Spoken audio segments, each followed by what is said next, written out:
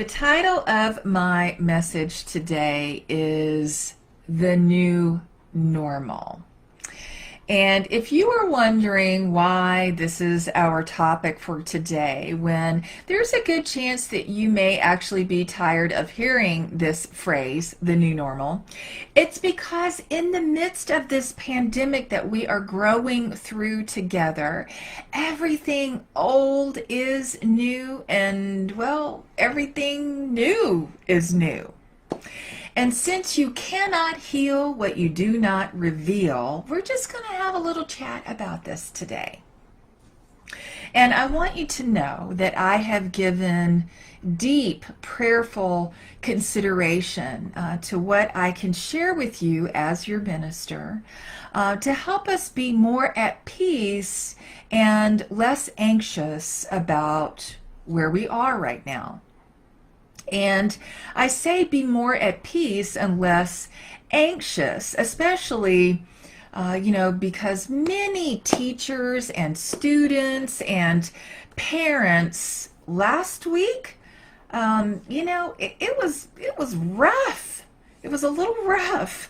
I heard one mother describe the first day of school for her children as a disaster because 3 of her 4 kids couldn't even log on to their school's portal, which they spent the entire day, attempting to do, which is not really that surprising, now that the entire world is online. We know that internet traffic is certainly surging at an all-time high, right? And at the same time, many college students got a new item added to their academic bill last week, a coronavirus fee. To help share in the cost of COVID testing. These fees are ranging anywhere from $50 to $475. And so, is this a sign of the times? Yes, it definitely is. And so, not only is this a sign of the times, also, within this same month of August, in which we are celebrating the 100-year anniversary, the centennial anniversary of the Women's Right to Vote bill passing, it was also announced last week that the first woman of color is now on the Democratic ticket as a vice presidential candidate. And so this is a first in our nation's history, or should I say herstory. So congratulations, Kamala Harris, right? Now, there's a whole bunch of other stuff, of course, also going on, because we are also astonished at astonished at the number of deaths due to COVID that are continuing to increase. It is heartbreaking, the number. When I checked late yesterday, it was 172,000. So, of course, this is heartbreaking, what is happening in the United States. And so, of course, many folks are not able to socialize with their family and friends in person or visit relatives. Many people are facing some financial challenges. That's probably a polite way to say real hardships. And so taking all of this in, it can seem outrageous then to say that there could be something positive about this scenario. And I get it. I do. However, I want to share a story with you that will offer you a different perspective. Now, this is a story that I have considered sharing many times over the years, but I never really found quite the right spot for it until today. And it's called The Story of the Ancient farmer. It's a fable. A farmer and his family in ancient China owned a horse. His neighbor said how lucky he was to have such a fine horse to pull his plow through his fields. And the farmer said, maybe yes, maybe no. Well, one day the horse broke through the gate and ran away. And his neighbors came around that evening to lament his terrible loss, saying it was such an awful, awful bit of bad luck. To which the farmer said, maybe yes, maybe no. Days later, the horse returned to the farm along with 7 other wild horses. Now this time, the neighbors came around to rejoice in his remarkable good fortune, and they said, "You're rich now." And the farmer said, maybe yes, maybe no. A few weeks later, the farmer's son was training the new wild horses, and he fell off and broke his leg. And the neighbors came around to commiserate his misfortune, and they said, "What bad luck." And the farmer said, maybe yes, maybe no. The next week, the army came around, taking all of the able-bodied young men from the village to fight in war. And the farmer's son, with his broken leg, was left behind. So the neighbors now lamented the loss of their own sons and commented how lucky the farmer was to have his son. And so the story goes on and on and on. It's a fable, but this too is what happens in our own lives. Now, I share this with you because in times of great adversity, we can be so focused on our agony that it can be really difficult, especially like in the moment, to see any good in it. But that does not mean that good does not exist in it. Are you with me? Can I get an amen? The truth is that what looks like chaos can actually be a future blessing in disguise. Let me just say that again.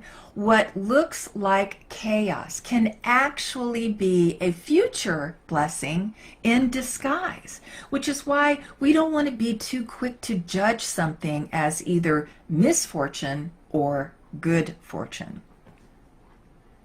You know, it's interesting because we are now living in a time when not only are many of us going through personal upheaval, but we are also going through a collective turmoil that's happening at a pace that we just can't really keep up with it. And honestly, that's just the easiest way to say this, right? Things are happening at a pace. This seeming chaos is happening at a pace that it's just hard to keep up with it. Not only day to day, sometimes hour to hour. And so often when we are in a collective kind of confusion, our first instinct is to look backward, right, for instruction about how to move forward. And while reflection can be very liberating and certainly lead us to spiritual growth, right? I mean, this is true, but there's no there. There's no there back there. There's no there. Makes sense? And so part of what is contributing to our dysfunction, I would say our collective dysfunction right now, is the idealistic desire to go back. Now, this reminds me of a comment. It was like a perfect little scene that I witnessed in a Target one day. This was a couple of years ago. And it was a mother and her son, and he was probably about 7 maybe, and he was just like wandering all around. And so finally she said, "Look where you're going, Bobby, and stop looking back. You're not going that way." And that'll preach, right?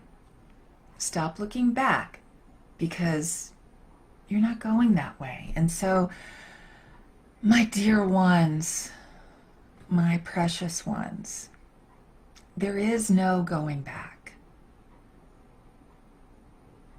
There is only now.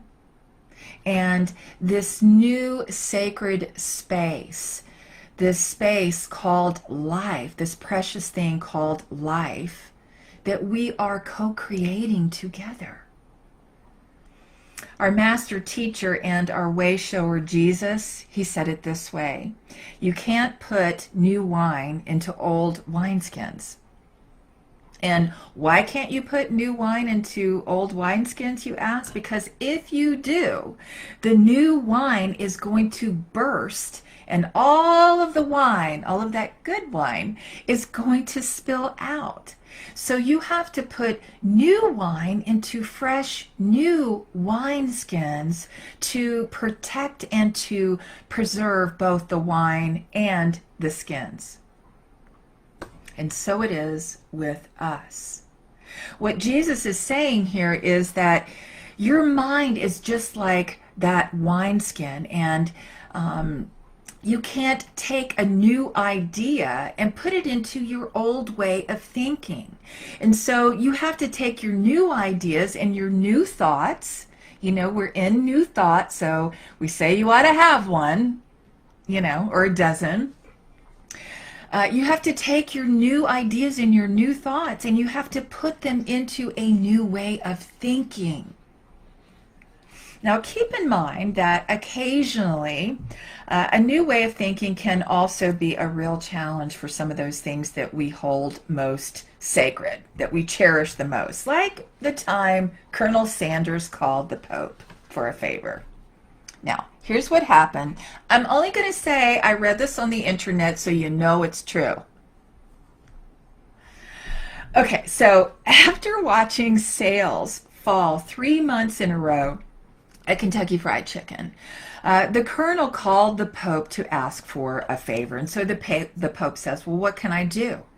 And the Colonel says, "I want you to change the prayer from 'Give us this day our daily bread' to 'Give us this day our daily chicken. And if you do, I will donate $10 million to the Vatican." And the Pope says, "No, it's the Lord's Prayer. I cannot change the words." So the Colonel goes on about his way, and several more months go by with plummeting sales. So he calls the Pope again, and this time he says, "Your Excellency, I'll give you $50 million if you will change the prayer from 'Give us this day your daily bread' to 'Give us this day your daily chicken." And the Pope says, "It's very tempting, Colonel Sanders, but it's the Lord's Prayer. I cannot change the words." So the Colonel, once again, goes on his way. But after several more months of terrible sales, the Colonel gets desperate. And so he calls the Pope once again, and he says, "Your Holiness, if you will change the words from 'Give us this day our daily bread' to 'Give us this day our daily chicken,' I will donate $100 million to the Vatican." And the Pope says, "Let me get back with you." So the next day, the Pope calls together all of his bishops, and he says, "I have some good news and I have some other news. The good news is that KFC is going to donate $100 million to the Vatican."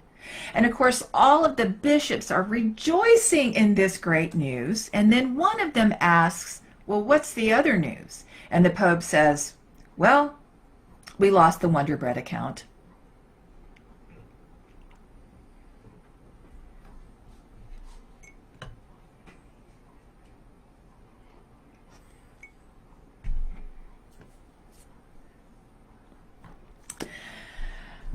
Now, clearly, this did not happen, thank goodness. But it is a great reminder that every choice you make is a co-creation. Every choice that you make is a co-creation. And so you get to decide how to respond in this critical moment that we are experiencing together. You get to decide what to call it, a crisis or an opportunity. You know, in Unity and New Thought, we have these really cute phrases. We do love a pithy phrase, of course, but we have these really cute little phrases about change, and I know that you've heard them a ton of times and you could recite them yourself, but they're sayings like, change your thoughts, change your life. Change your thoughts, change your world. Change your thoughts, change your destiny. When you change the way you look at things, things change.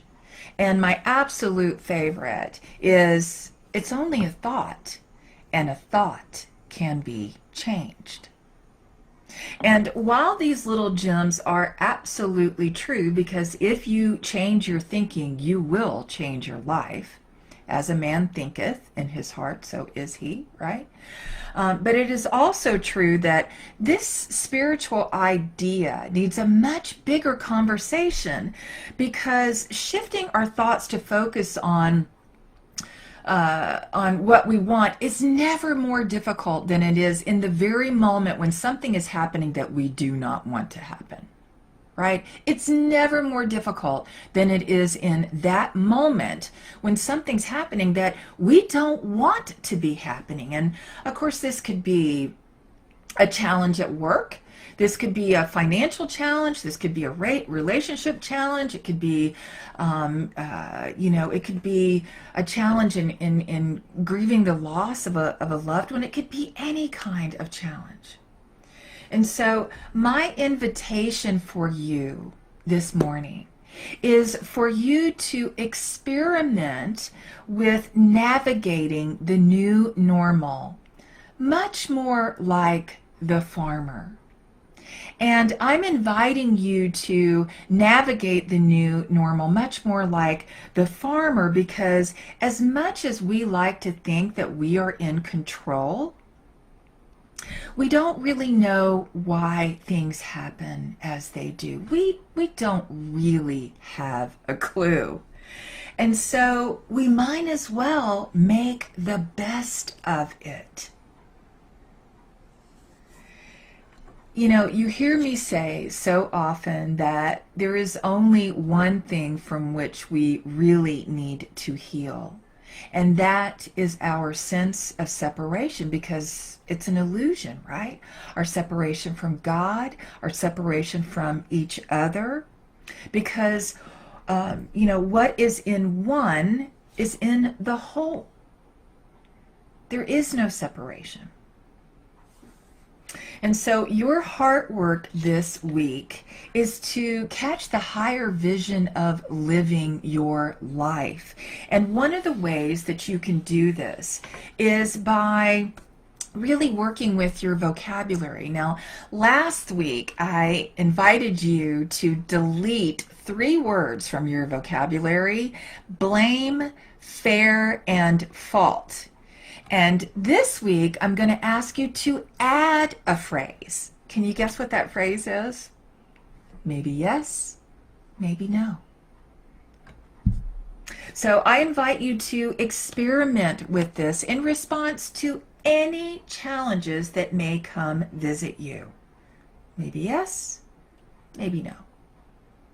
In other words, do your best not to define them or to avoid defining them as necessarily good or necessarily bad.